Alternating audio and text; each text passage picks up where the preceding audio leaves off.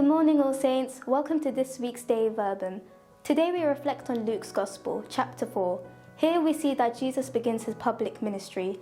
He is in Nazareth, his hometown, where he grew up, and the people know who he is. Jesus is welcomed and adored by many as he stands to read in the synagogue. After reading from the scripture, he began to preach. The people expected him to perform miracles in his hometown, like he did in the nearby town Capernaum. Jesus replied, "Doubtless you will quote to me this proverb, 'Doctor, cure yourself.'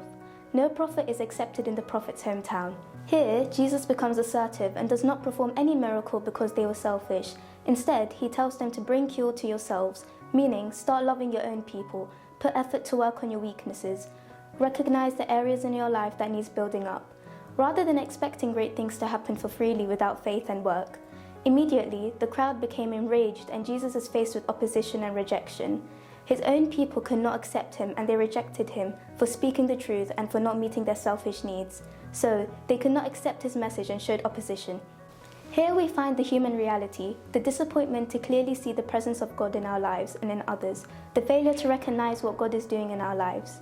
Just like the crowd in the synagogue, sometimes we forget to recognize the poor, the oppressed, the blind, and we forget to see the great miracle that God is doing in our lives. Let us ask the Lord to open our hearts and minds so that we can see in our own humanity the broken lives that need to be mended, that love alone can bring about. Let us recognize that the greatest vocation and purpose of our lives is to love. However, love without sacrifice is empty, and love without pain is vain. Saint Mother Teresa once said that humanity has cured so many incurable diseases, but one disease that afflicts humanity today is that there are many of our brothers and sisters who feel unwanted and unloved. May we become God's light and hand in the world to touch a wounded soul and heal a broken heart through acts of kindness that flows from a deep place. We all have certain expectations in life. We also have people who place expectation on us, just like the people who had expectation on Jesus, to satisfy their selfish needs. At times, it can be frustrating. We want something to happen, but when expectations are not met, we felt discouraged and put under pressure. Do not be afraid. Know your worth and be assertive in your decision-making. Keep striving forward in your work and your life. Let us reflect this week on these.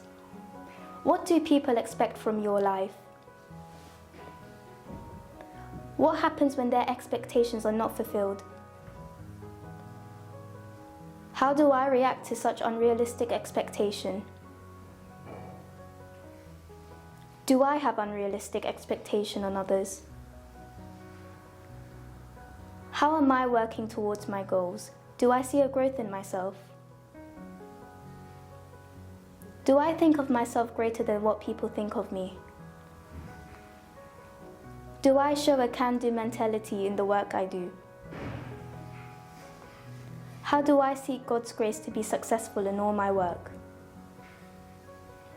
As we move through this week, let us continue to focus on our individual growth as a person, in loving others and giving more than we expect in return. Have a wonderful week, all saints.